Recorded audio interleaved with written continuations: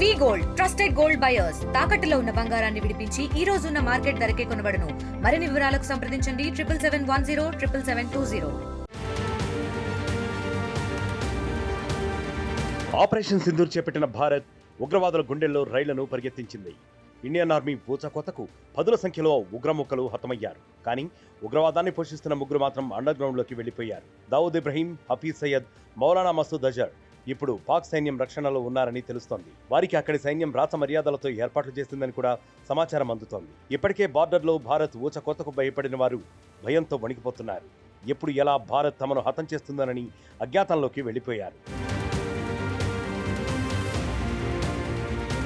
Operation సింధూర్లో భాగంగా ఈ నెల 7వ తేదీన పాకిస్తాన్లో భారత సైన్యం జరిపిన దాడుల్లో 5 కరడుగట్టిన ఉగ్రవాదులు కూడా హతమయ్యారు. లష్కర్ ఎ తోయిబాకు చెందిన ముదాసర్ ఖదియాన్ అలియాస్ అబూ జిందాల్, జేఈఎం వ్యవస్థాపకుడు మౌలానా మసూద్ అజర్ పెద్ద బావమర్ది హఫీజ్ మొహమ్మద్ జమీల్, అదే సంస్థకు చెందిన మొహమ్మద్ యూసుఫ్ అజర్, మొహమ్మద్ సలీం, ఘోసీ సాహబ్ ఉన్నారు. లష్కర్కు చెందిన ఖాలిద్ అలియాస్ ఆకాషా, జేఈఎంకు చెందిన మొహమ్మద్ హసన్ ఖాన్ కూడా ఈ భారత దాడుల్లో హతమయ్యారు.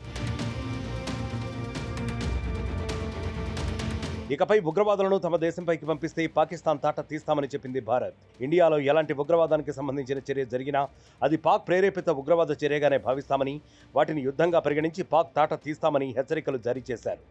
మొత్తంగా భారత్ 7వ తేదీ అర్ధరాత్రి ఆపరేషన్ సింధూర్ పేరుతో చేపట్టిన మిలిటరీ ఆపరేషన్లో పాకిస్తాన్లోని 4, అటు పాక్ ఆక్రమిత కశ్మీర్లోని 5, మొత్తంగా 9 ఉగ్రవాద శిబిరాలను మట్టుబెట్టింది.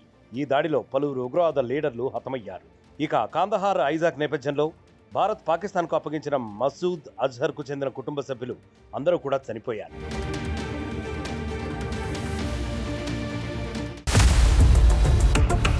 ఇండియా పాకిస్తాన్ ఉద్రిక్తతలపై లేటెస్ట్ అప్డేట్స్ కోసం డౌన్లోడ్ చేసుకోండి RTV లైవ్ యాప్.